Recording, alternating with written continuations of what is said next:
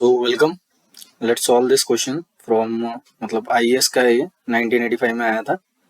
तो क्या दे रखा है उन्होंने, derive an expression for the air standard efficiency of a diesel cycle in terms of compression ratio. Compression ratio is the volume ratio of the volume at the beginning and the end of compression process. ठीक है, COMPRES, ठीक है, compression process. And the cutoff ratio is the ratio of volume at the end and beginning of constant pressure heat addition process. ये सारी चीजें देखेंगे हम क्या है। And the ratio of specific heat at a constant pressure and constant volume, that is Cp by Cv मतलब gamma. और draw a neat sketch of the cycle on PV diagram.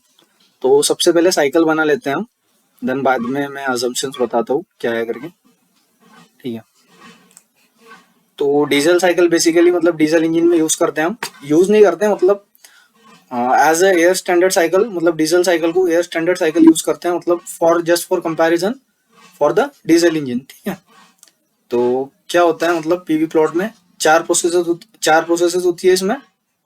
तो सबसे पहले जो प्रोसेस होती है 1 से 2, that is nothing but isentropic compression process. ठीक है, तो ये होता है आइसेंट्रोपिक कंप्रेशन। एंड देन 2 से 3 होता है आइसोबारिक हीट एडिशन। ठीक है, मतलब कांस्टेंट प्रेशर पर हीट ऐड करते हैं हम। एंड 3 से 4 जो होता है that is isentropic expansion, that is entropy constant रहती है और एक्सपांड करती है गैसेस। और 4 से 1 क्या होता है हीट रिजेक्शन आइसोकोरिक, मतलब कांस्टेंट वॉल्यूम पर। तो this is nothing but air standard diesel cycle. तो इसमें क्या क्या अजम्पशन है, air is only working fluid, ये पहला हो गया। और सीपी और सीबी जो है एयर का वो कांस्टेंट मानेंगे हम, मतलब टेम्परेचर के साथ वेरिएशन नहीं हो रहा है ऐसा मानेंगे।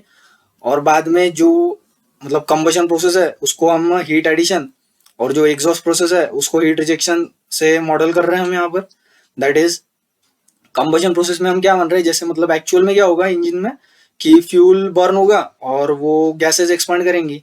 लेकिन यहाँ पर क्या मान रहे हैं हम कि हम एक्सटर्नली हीट ऐड कर रहे हैं और यहाँ पर मतलब उस हीट को सप्लाई कर रहे हैं। ठीक है, तो उसके वजह से एयर क्या हो रही है, एक्सपांड हो रही है। तो air is only working fluid. और ये जो मतलब what we say combustion and exhaust process are replaced by constant pressure heat addition and constant volume heat rejection। ठीक है, तो ये सारे assumptions थे इसके। अब देन हम देख लेते हैं, जब एयर है वर्किंग फ्लूइड और air can be assume as ideal gas. ठीक है, तो फॉर दिस साइकिल मतलब एयर स्टैंडर्ड साइकिल की है, air can be assume as ideal gas and the ratio of CP by CV that is nothing but gamma. ठीक है, तो CP by CV के रेशियो को क्या बोलते हैं, गैमा। एंड उन्होंने जो एक एक टर्म दे रखा है कंप्रेशन रेशियो से आर सी लिखेंगे उसको हम, V1 बाई V2 हो जाएगा उसकी value. That is it is a ratio of volume at the beginning of compression to the end of compression. ठीक है, so this is the beginning of compression and this is the end of compression. तो this is nothing but R C मतलब compression ratio. और similarly cut off ratio beta, उसकी value क्या हो जाएगी V3 by V2। और cut off ratio क्या है, that is the volume after combustion to the volume before combustion. ठीक है, तो अभी सिंपल क्या करना है, हमें पता है that if air is undergoing an, मतलब एयर के लिए मतलब if air is assume as an ideal gas, तो आइडियल गैस इक्वेशन तो वैलिड रहेगा, PV is equal to mRT like this. तो ये तो एक चीज हो गई, ये तो एक इक्वेशन यूज करेंगे हम। एंड सेकंड क्या बोल रहे हैं, मतलब आइसेंट्रोपिक प्रोसेस के लिए अगर आइसेंट्रोपिक प्रोसेस है तो we know that PV raised to power gamma is equal to constant. ठीक है, एंड अगर आइडियल गैस है ये तो किसी भी सब्सटेंस के लिए चलेगा। ठीक है, मतलब PV raised to power gamma is equal to constant. लेकिन अगर इसको हम टेम्परेचर वगैरह के फॉर्म में लिख रहे हैं that is T V raised to power gamma minus 1 is equal to constant, और T2 by T1 is equal to P2 by P1 raised to power gamma minus 1 upon gamma.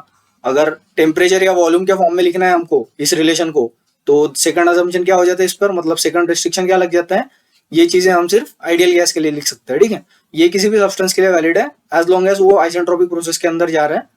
और नहीं नहीं नहीं नहीं सॉरी, ये भी सिर्फ आइडियल गैस के लिए ही वैलिड है। ठीक है, ये सारी चीजें आइडियल गैस के लिए ही वैलिड है, बिकॉज हम क्या करते हैं TDS is equal to DU plus PdV।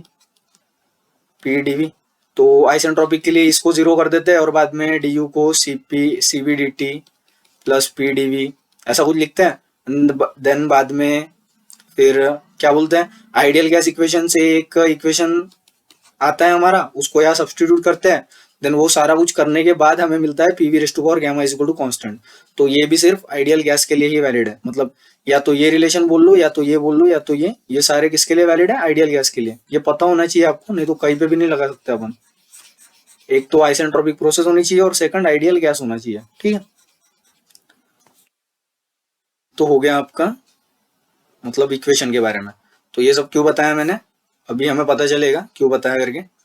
तो हमें पता है efficiency is nothing but equal to W net network by heat input, और network for a cyclic process is nothing but,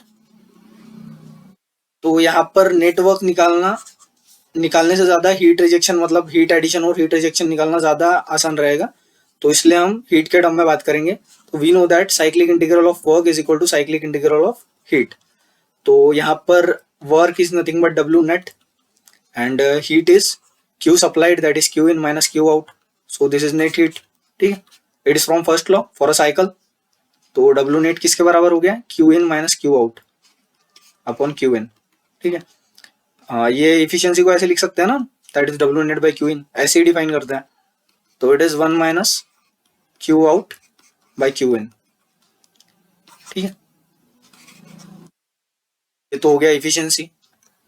अभी बस हमें क्या करना है, क्यू आउट निकालना है, क्यू इन निकालना है, बात खत्म फिर। अभी क्यू आउट कहाँ पर हो रहा है, 1 से 2 और 3 से 4 तो आइसेंट्रोपिक है, मतलब रिवर्सिबल है और एडियाबैटिक है, रिवर्सिबल प्लस एडियाबैटिक। तो 1 से 2 और 3 से 4 में तो हीट का कुछ लेना देना ही नहीं है, तो बचा गया 4 से 1। 4 से 1 में क्या हो रहा है, हीट रिजेक्शन हो रहा है, ठीक है। तो ये कांस्टेंट वॉल्यूम पे हो रहा है, and for ideal gas constant volume heat rejection मतलब कांस्टेंट वॉल्यूम पर हीट रिजेक्शन हो रहा है। तो फर्स्ट लॉ के हिसाब से क्या लिख सकते हैं हम, for process 4 to 1 that is E in minus E out is equal to U4 minus U1, U1 minus U4, 4 से 1 जा रहा है ना, तो क्या हो रहा है, यहाँ पर हीट आउट जा रही है, मतलब एनर्जी क्या हो रही है, बाहर जा रही है 4 से 1 प्रोसेस में। तो अंदर क्या आ रहा है, कुछ भी नहीं, बाहर क्या जा रहा है, माइनस क्यू आउट। तो it is U1 minus U4। तो क्या लिख सकते हैं हम, minus Q out is equal to U1 minus U4, और आइडियल गैस के लिए U can be written as CVT, ठीक है। और यहाँ पर वर्क क्यों नहीं होगा, because it is constant volume process, और ये सारा सिलेंडर के अंदर हो रहा है, मतलब एक बार गैसेस अंदर आ गई, मतलब फ्यूल मतलब एक बार एयर अंदर आ गई कंप्रेशन के टाइम पे, दैट इज स्टेट 1 पे, तो ये जो सारी प्रोसेस है बाद में एयर का मास चेंज नहीं हो रहा है। तो इसलिए हम ये साइकिल को एज अ क्लोज साइकिल, मतलब ये जो साइकिल की सारी प्रोसेसेस है उसको एज अ मतलब क्लोज सिस्टम वाली प्रोसेस एनालाइज कर सकते हैं, ठीक है। इसलिए हम क्लोज सिस्टम वाला लॉ लगा रहे हैं यहाँ पर। तो अब पीडीवी वर्क क्या हो जाएगा यहाँ पर, 0, why, because it is constant volume process. तो हमारा क्यू आउट निकल के आएगा यहाँ से CV T1 माइनस T4। तो magnitude of Q out will be equal to, it is CV T4 minus T1, ठीक है। तो यहाँ से क्यू आउट की वैल्यू आ गई हमारी,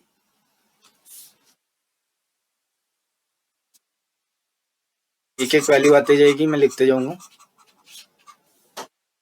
तो Q out is nothing but CV T4 minus T1, ठीक है। तो ये हो गया मैग्नीट्यूड, और यहाँ पर भी सारा कुछ क्या है, मैग्नीट्यूड ही है, ठीक है।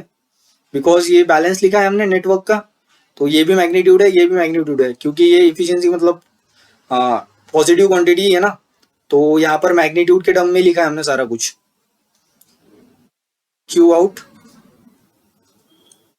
निकल गया हमारा, अभी बचा हमारा क्यू इन।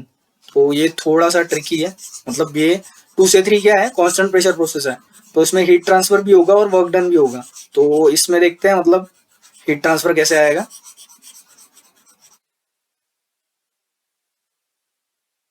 और प्रोसेस 2 to 3, तो E in minus E out is equal to U3 minus U2। तो E in is nothing but heat is added during this process, ऐसा मान रहे हैं हम, मॉडल कर रहे हैं इसको ऐसा। तो it is Q in and E out is nothing but,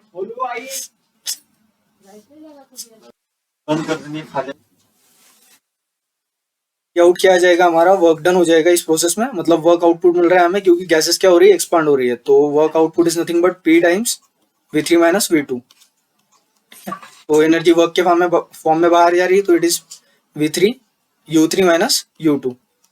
तो Q in is nothing but equal to U3 plus, इसको इधर ले जाएंगे हम, तो it will be P3 V3 minus U2, ठीक है, माइनस कॉमन लेंगे, प्लस P2 V2, क्योंकि P को हम P3 भी लिख सकते हैं, P2 भी लिख सकते हैं, क्योंकि ये कांस्टेंट प्रेशर प्रोसेस है। And U plus PV is nothing but enthalpy, तो it is H3 minus H2, ठीक है। तो enthalpy for ideal gas is nothing but CPT, तो CP T3 माइनस T2, तो ये आ जाएगी heat input, CP T3 minus T2, ठीक है। तो एक आ गया हमारा हीट आउटपुट, एक आ गया हीट इनपुट। देन अभी बस हमें कैलकुलेट करना है इफिशियंसी।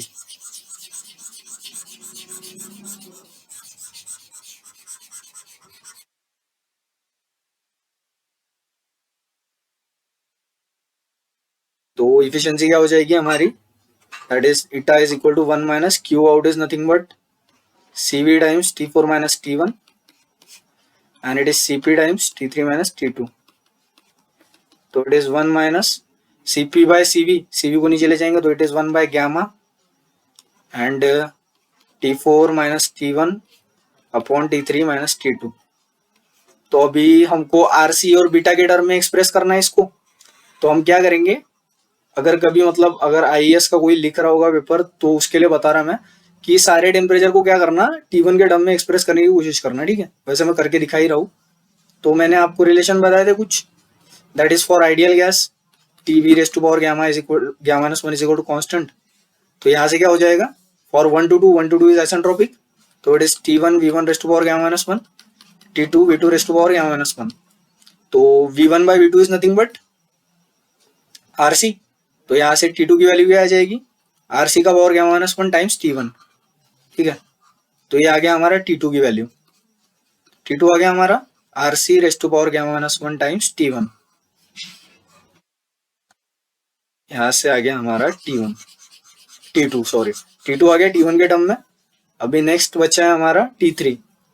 तो हमें पता है आइडियल गैस के लिए this is constant pressure process, तो P1 V1 by that is P2 V2 by T2 is P3 V3 by T3। Why, because mass is remaining constant, और आइडियल गैस इक्वेशन लगाएंगे हम 2 और 3 के लिए, क्लोज सिस्टम में मास चेंज नहीं होता। तो it is P2 V2 T2 P3 V3 T3, then P2 V3 same, तो V3 by V2 is T3 by T2 is equal to V3 by V2, ठीक है। तो T3 क्या आ जाएगा हमारा, बीटा टाइम्स T2, तो T3 आ जाएगा बीटा इंटू RC का power gamma minus 1 times T1, ठीक है। तो वेट अ सेकेंड, तो अभी हमारा T3 भी निकल गया T1 के टर्म्स में। अभी बचा गया हमारा बस T4, तो T4 निकालना है हमें, T4 निकालते हैं। 3 से 4 क्या है, आइसेंट्रोपिक प्रोसेस है, तो फिर से हम रिलेशन यूज करेंगे, दैट इज T3 V3 का power gamma minus 1 upon T4 V4 का पावर गैमा माइनस 1।